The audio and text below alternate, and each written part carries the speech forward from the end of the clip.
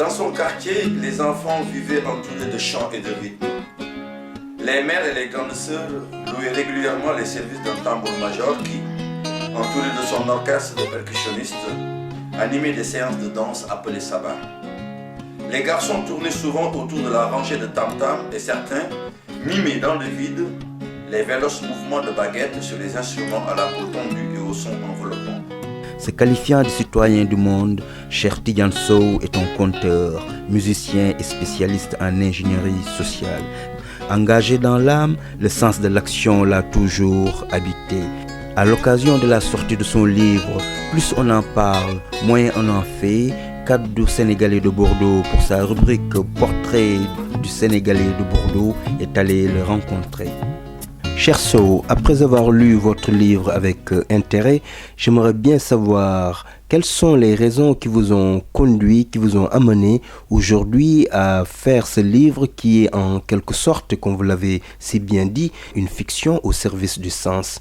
Oui, en fait, il se trouve que sur la question des démarches participatives, moi, ça fait une quinzaine d'années que j'interviens donc avec le CLAP dans les territoires politiques de la ville. Je mettais en place des formations, des accompagnements de projets. Alors, les acteurs de la politique de la ville, c'est autant les techniciens, des élus chargés de la politique de la ville, des responsables associatifs, mais aussi des habitants qui étaient porteurs de projets collectifs. Et en plus de ça, j'ai été amené, comme je le fais encore, à proposer des formations à des étudiants qui sont ou dans le cadre de la gestion du développement humanitaire, ou dans le cadre du développement local interculturel, ou des projets urbains en général, sur cette thématique de la participation. Et donc chaque fois, les participants me demandaient si je n'avais pas écrit. Alors moi je leur passais mon PowerPoint parce que c'était mon plan de discussion.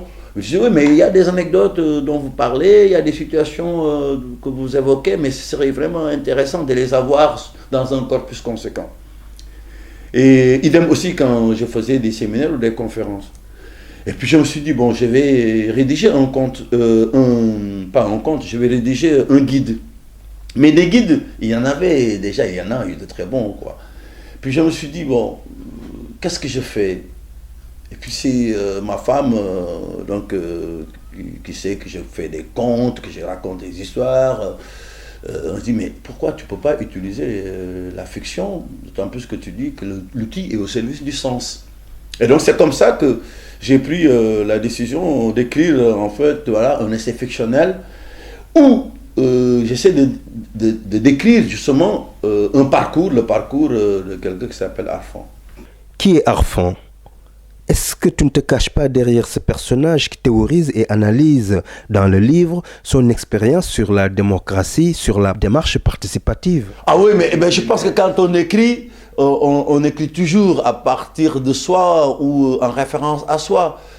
On peut dire que je me cache derrière Arfan pour dire des choses. Et ensuite, je tire des anecdotes que j'ai vécues, qui m'ont été racontées. Mais bien sûr, je parle de mon expérience, que je théorise, que j'analyse et que je propose à une lecture critique aussi, quoi.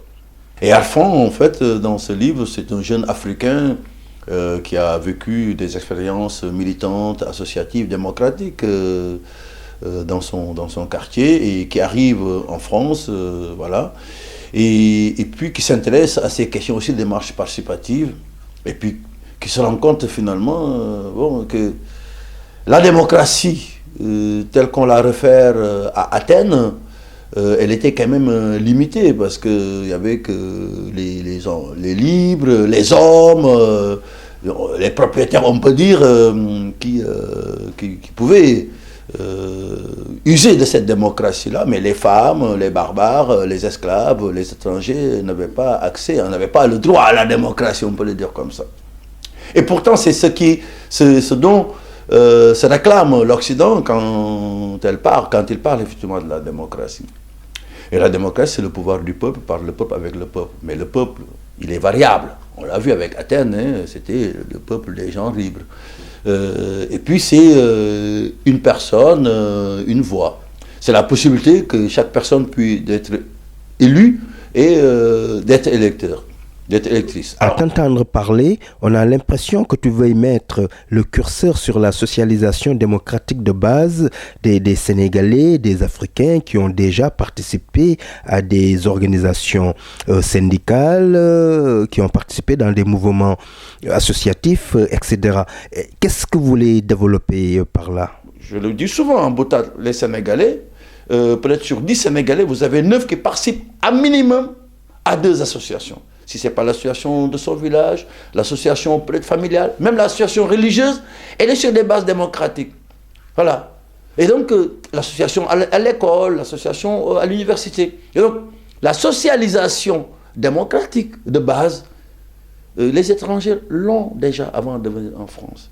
Et donc, voilà. Donc ces questions-là m'interpellaient aussi, quoi. Tout le temps où je travaillais sur l'accompagnement de projets participatifs, etc., je m'inspirais aussi de ce qui se passe dans mon pays. Il y a beaucoup de... Quand je dis, il n'y a pas des gens qui ne s'entendent pas, il n'y a que des gens qui n'ont jamais discuté. C'est une parole sénégalaise, quoi.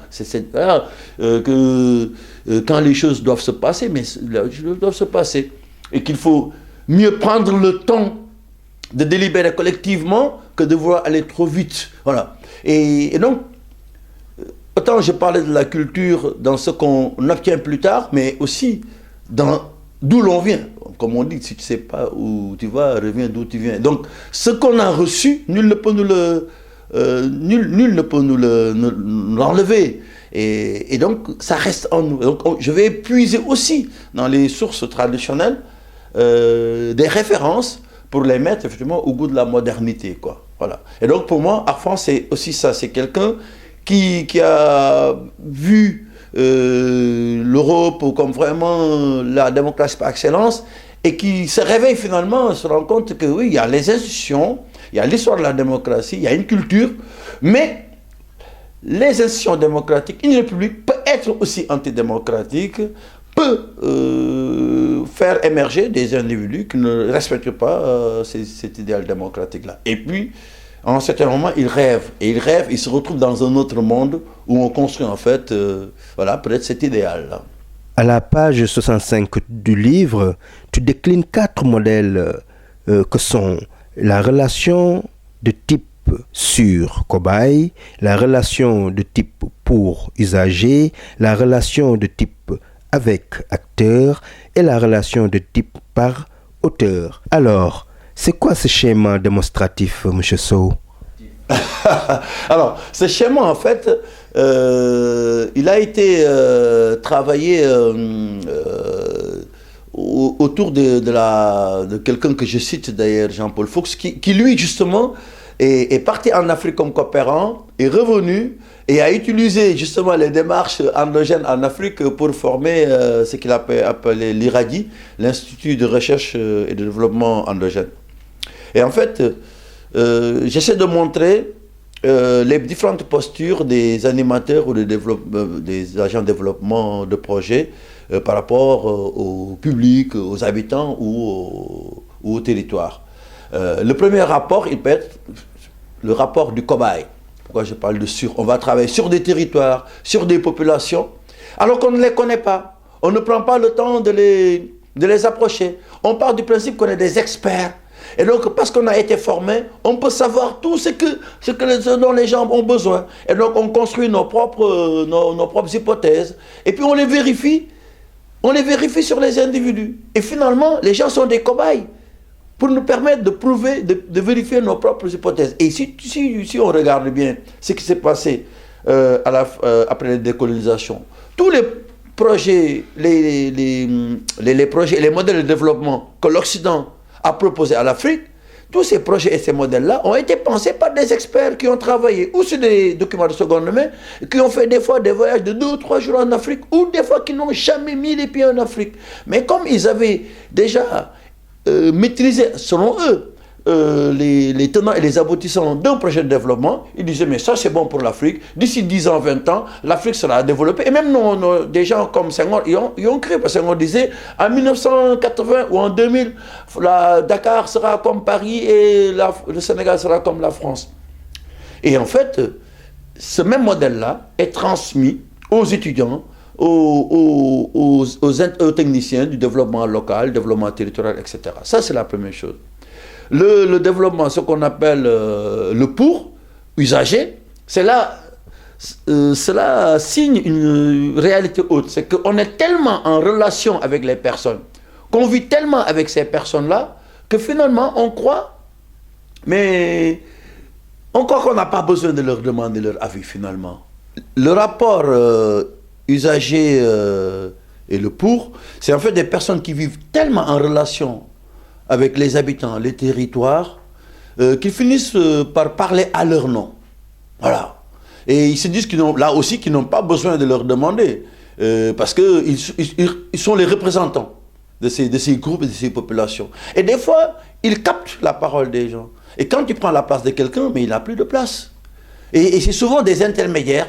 Alors, des fois, on les appelle des médiateurs, mais le médiateur, il n'a pas de pouvoir. Alors que là, ces médiateurs-là, ils ont des pouvoirs, quoi. Ils ont le pouvoir de dire à la place des personnes, ou même de valider ce qu'il faut dire ou ce qu'il ne faut pas dire.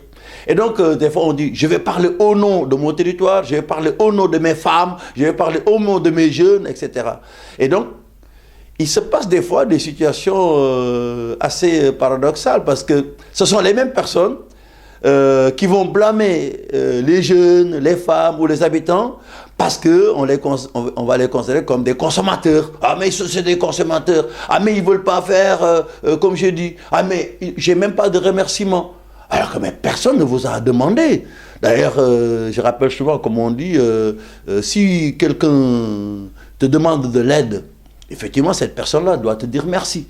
Mais si tu aides quelqu'un qui ne t'a pas jamais donné de l'aide, qui ne t'a pas demandé de l'aide, c'est à toi de lui dire merci parce qu'il t'a permis au moins d'avoir la possibilité de faire une bonne chose, quoi. Et c'est souvent ces médiateurs-là qui viennent et qui se présentent comme les porte-paroles, les faisant à la place des autres, quoi. Les faiseurs à la place des autres. Ça, c'est...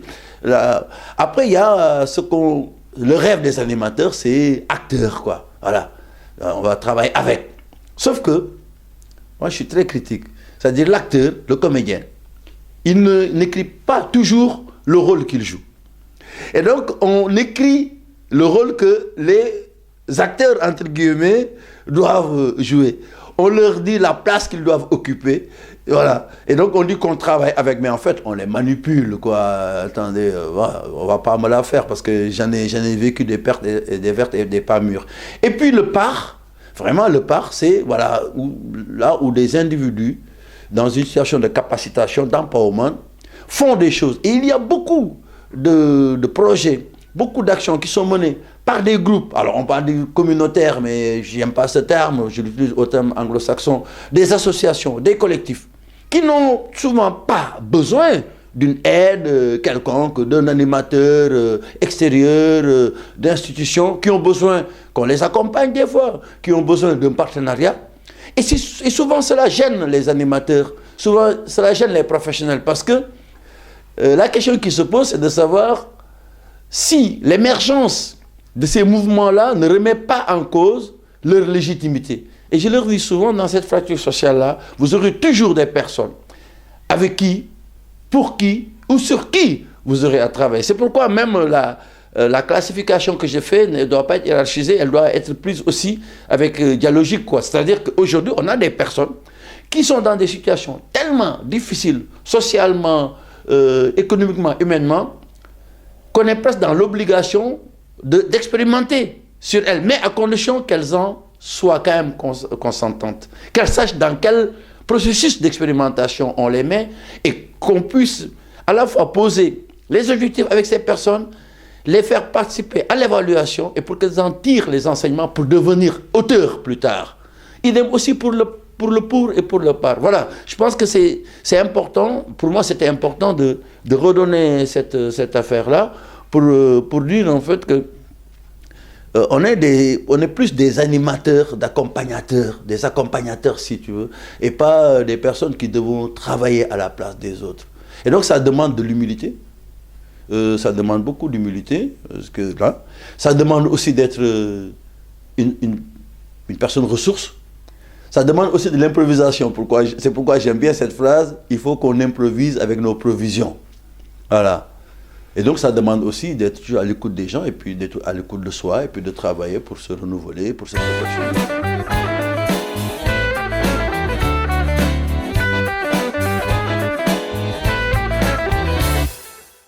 Domi Africa, déglu leen ma tey ma way leen ñu xeex noo tànge.